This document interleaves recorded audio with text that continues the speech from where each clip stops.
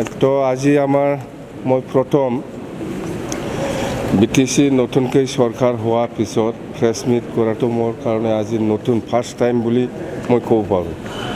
প্ৰথমে অভাৰটেকিঙৰ পিছত আজিয়ে প্ৰথম প্ৰেছ মিট বুলি ক'ব পাৰে আৰু আজি নতুনকৈ 12জন এক্সিকিউটিভ কাউন্সিল আমাৰ শপত গ্ৰহণ লৈছে।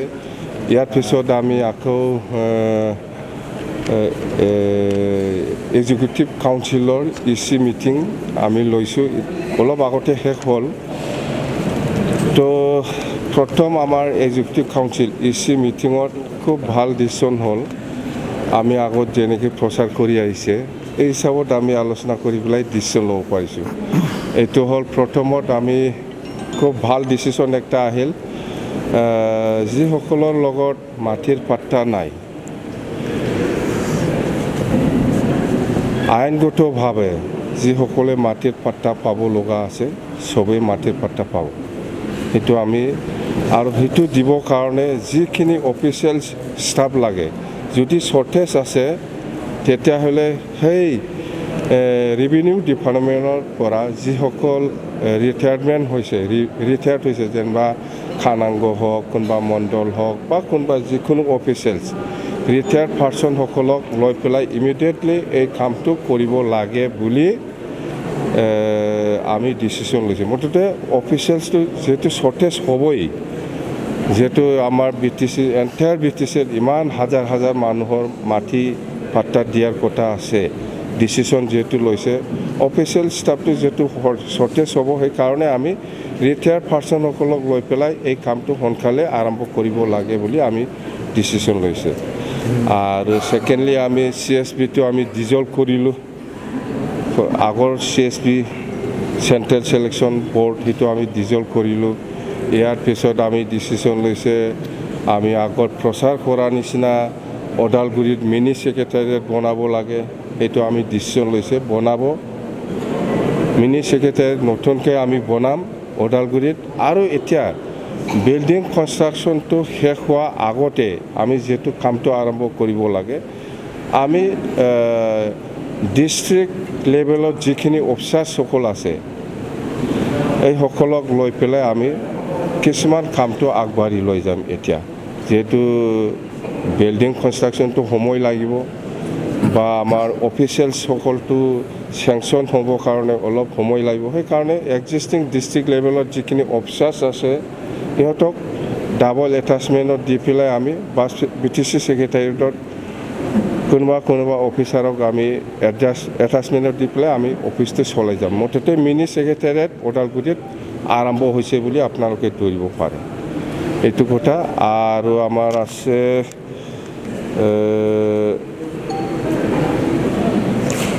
5 বছৰ আমি যেতিয়া নেকি চৰকাৰ চলাইছিল এই সময়ত আমি বহুত এমপ্লয়ী আমি ফিক্স পে হিচাপে আমি এপইণ্টমেণ্ট দি পেলাই গৈছিল।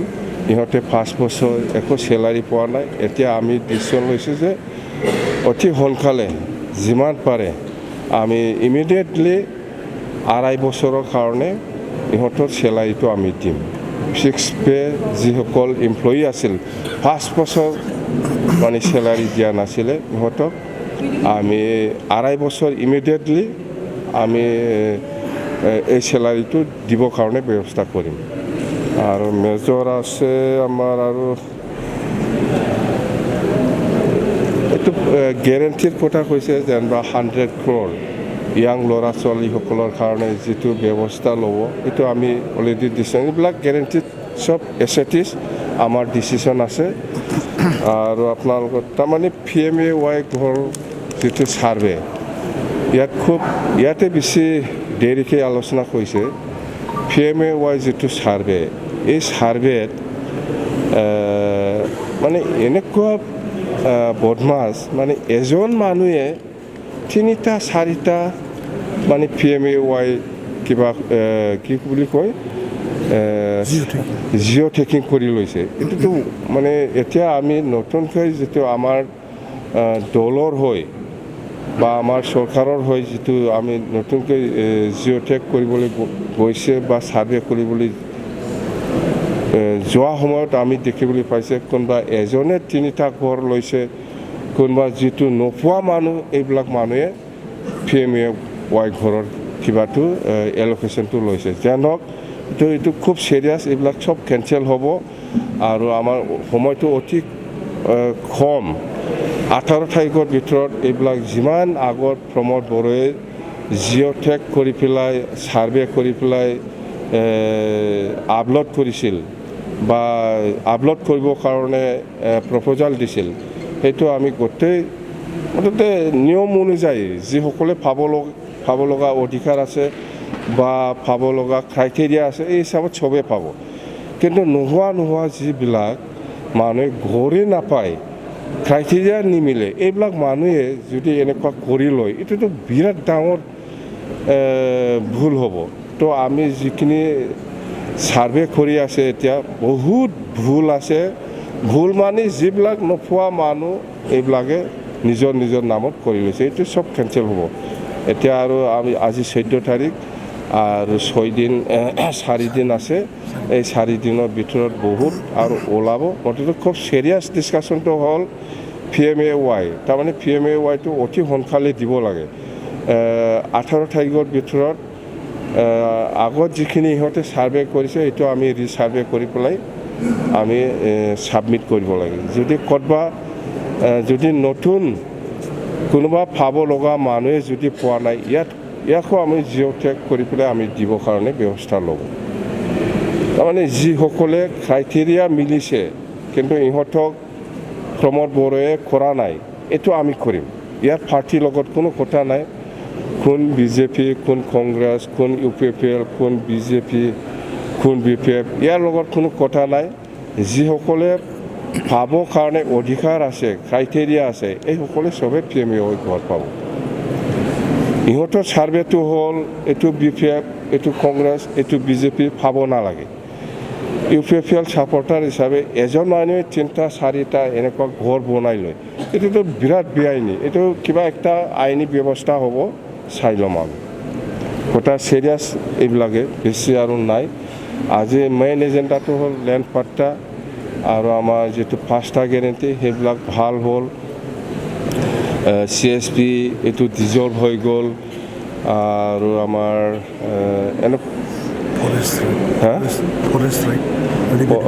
ফৰেষ্টৰ যিখিনি ইণ্টাৰভিউ দি পেলাই গ্ৰেড 1, গ্ৰেড 2 চাকৰি দিছিল, সেইটো লিগেল ইলিগেল সেইটো আমি আজি আলোচনা হৈছে, সেইটো চাব দিছে। যদি ইলিগেল হয় সেইটো কেঞ্চেল হ'ব, যদি লিগেল হয় পাই যাব।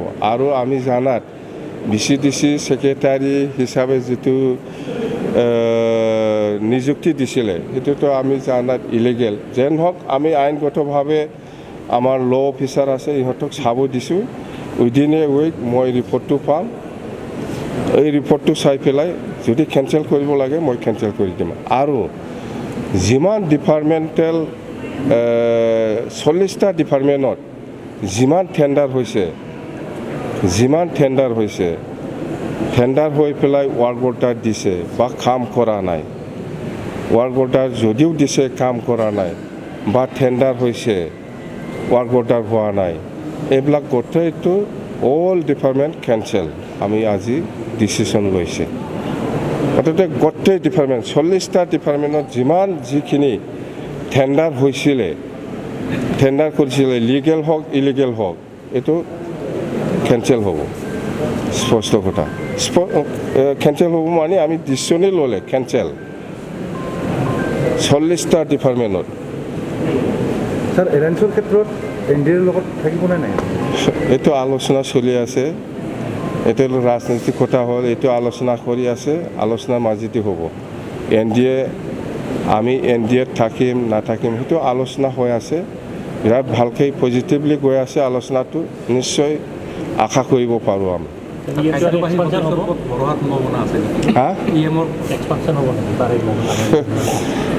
এক্সপানশ্যন এইটোতো আমি যদি এক্সপানশ্যন প্ৰয়োজন বুলি ভাবে আমাৰ BTC আমি লিখি দিম। আৰু এতিয়া মানে ডিপাৰ্টমেণ্টৰ সলনি হ'ব নেকি চেঞ্জ? ডিপাৰ্টমেণ্টটো কোনোবা যদি ভাল কাম কৰে কণ্টিনিউ হ'ব, যদি কোনোবা ভাল কাম নকৰে চেঞ্জ হ'ব, এইটো সময় নালাগে। আৰু কৰাপশ্যনটো যাতে নহয় সেইটো কেনেকুৱা ধৰণৰ এইবাৰ আপোনালোকে?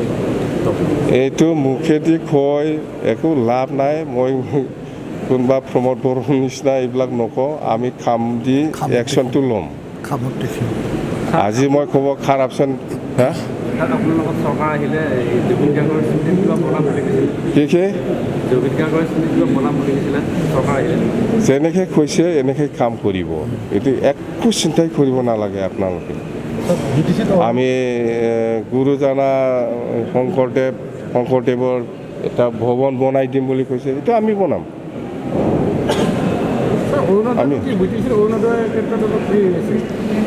অৰুণোদয় হওক, PMAY হওক, গোটেই কিবাটো ডাইৰেক্ট BTC আৰু প্ৰমোদ বড়োৰ দিনত যিবিলাক চিলেকশ্যন হৈছে, যিবিলাক লিগেল সেইটোতো পাব, ইলিগেলটো একটাও নাপাব। আমাৰ কথাটো হ'ল পাৰ্টিৰ লগত কথা নহয়, যি মানুহে পাব কাৰণে অধিকাৰ আছে, যোগ্যতা আছে, চবেই পাব স্পষ্ট কথা। ইহঁতৰ নিচিনা এইটো BJP, এইটো BPF, এইটো কংগ্ৰেছ কৈ পেলাই স্কিম আঁচনি বাছনি নকৰে আমি, স্পষ্ট কথা। আপোনাৰ দিনত চাকৰি পোৱা 11-12 বছৰ ৰেগুলাৰ হোৱা নাই, এইটো আমি আজি ডিচিশ্যন হৈছে, যিসকলক আমাৰ দিনত 10 বছৰ হওক, 10 বছৰ, 11 বছৰ, 12 বছৰটো ৰেগুলাৰ হ'ব, কিন্তু এতিয়া 5 বছৰ ইহঁতে যিসকলে ফিক্স পে কাম কৰি আছে, সিহঁতে চেলাৰী পোৱা নাই, সেইটো 2.5 বছৰৰ কাৰণে ইমিডিয়েটলি আমি ঠিক কৰিম। UPPL দলৰ পৰা কোনোবা যোগদান কৰিব নেকি আৰু UPPL যদি লাগে আমাৰ পৰা লৈ যা, আমি কিন্তু নল'ম। আদিত্য ঠাকলাৰী এটা অভিযোগ কৰিছে আপোনাৰ মাটি পাট্টা দিয়াতে আপোনাৰ বিবেচনা কৰাৰ কাৰণে আহ্বান জনাইছে। আমি নাজানি নেকি, মাটি পাট্টা আইনগত হিচাপে যিসকলে পাব লাগে এইটো পাবই, আইনগত হিচাপে যিসকলে পাৱাৰ অধিকাৰ আছে চবেই পাব মাটিৰ পাট্টা।